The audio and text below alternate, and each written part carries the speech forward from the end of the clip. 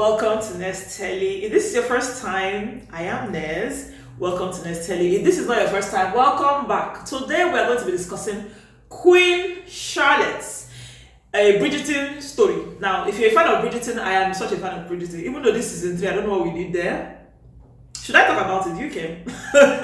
If you can, let me know in the comments if you want me to talk about the Netflix season 3. Anyway, so Queen Charlotte, which is considered one of the best stories, which is crazy considering it's not part of the original stories. The book was amazing. I watched the film last year. That's the series last year. In the series version on Netflix is a 6-part. Series. So it's really good. Let me put it like that. The book is really good. And one of the things, there are two things that made me read the book. I'm someone that if I watch a show, right, I will be curious enough to read the book. That's what happened with Bridgerton to begin with. After season 1 came out, I was like, I didn't like Simon in the series. So I was like, if I read the book, would it make me like Simon more? It did, just a little. It just made me like Simon a little more. But in the end, he was still what I like. I couldn't understand that character. I couldn't just identify with him. So that's what made me watch. That's what made me to read Queen Charlotte. The book is beautifully written, so nice. Let me start by giving an overview. Oh my. Okay. So Queen Charlotte is a story of a real queen, Charlotte, but it's not the real story. Okay, this is a made-up story. It's fictional, right? So it's a story of Queen Charlotte, who in this book she's black.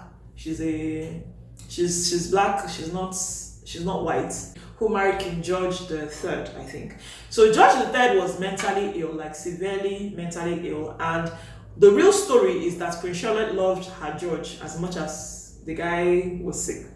So the book decided to kind of create a romance out of how they became who they were. That is why they made the girl a colored one. So it was as if love thriving through whatever, and all that. So when they got married, Charlotte doesn't know that. Okay, yeah, spoilers ahead, please. I warned you. If you haven't watched the show, go and watch the show. Seriously, go and watch it on Netflix. 6 episodes, okay? Go and watch the show. Seriously, go and watch it on Netflix. 6 episodes, okay? When they get married, Charlotte doesn't know that George is mentally ill. And back then, they were not as advanced in medical and mental medicine or our health as we are now. So they didn't even know what was wrong with him. They just know that the guy just loses his mind and start acting crazy. And the mom did everything to shield the world from that because they needed to keep the royal lineage. Those things are very important to them. So they didn't want a situation where they say, the king is mad, then he will lose the throne and they will give it to somebody else. They did not want that.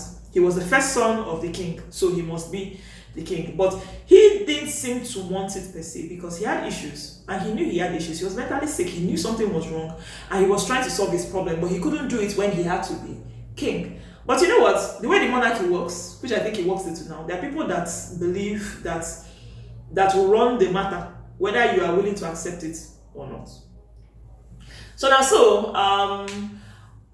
are two things. I said, okay, so I wanted to know even days. How did even day come about? We find out in the book. Even days came out after. Can I explain all this? I don't know if I can. Even days came out. It was the queen that came up with the even day because she was annoyed with the king and he thought, okay, fine, I need to be sleeping with you so we can have children. No problem, we'll do it on the even day. Today is an odd day. Come and be going, And she sent the guy out, and that's how told them instead quarreling that quarrel. In the film, it's not clear like why was the king mad at the queen. In the book that is explained. Then I was very curious about, is it Roland that is his name? Brimsey and Roland. How did they come to become the staff of these guys? Because it was hard for me, even till now, to watch Bridgerton without finding out, like, the staff, the servants that walk up and down. Like, they are interesting enough, so I want to know who they are, what's going on, who are they? You understand? So I wanted to know that. And doing this thing really helped. Reading the book actually helped. So who is it? Roland that is his name? Yeah, I've forgotten his name. But you know how Brimsby became the queen's hand. Then you know how Roland became the king's hand. And they were friends from when they were much younger. And he knew something was wrong with the king before the king even knew something was wrong. But somehow, by default, he just got this job and just became the king's carer and they kept going with it.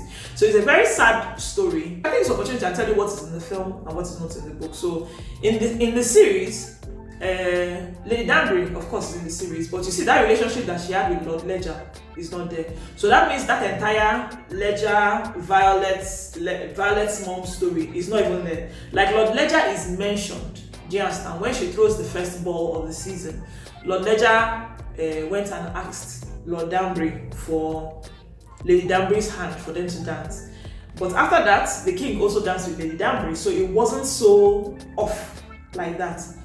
However, the Lord Ledger story, that whole long situation was not, it wasn't pulled, it wasn't the whole having an affair with him after Lord Danbury died. That wasn't in the book, which was good. The thoughts or the way, because one of the things you find interesting with the series is how Lady Danbury cannot stand her husband, but somehow empathizes with him a lot. So it's like you start understanding why she is the way she is. Like in the end, we are still in this problem together. So like I don't like you, but we're in this wahala together and we need to solve this shit. You understand? So it affects the way she relates to him. So in the book, you start to understand why she thinks the way she does, how she is able to make that work. The story of what's that his name? Is it Felix? That's Charlotte's husband is not as fleshed out as it is in the series. What else is different in the series and the series? But you see that meet cute in the beginning is still there. That's when Charlotte met George. It's still there. I had to write down what I was going to say because if I go there, I'll talk from that to next day. You'll go tired. But that's it. That's it for Queen Charlotte. It's a great book. So I want to do something in maybe my next video or my next set of videos where I will talk about Bridgerton, who is in the book, who is not in the book, what is the difference. I don't know if you can. Let me know. I can do that. Okay, thank you so much for watching. Like, subscribe, and comment. Let me know what you think about Queen Charlotte. Did you like it? Did you hate it? And what did you think about the recent season of Bridgerton? I don't know how to feel. Until next time, bye.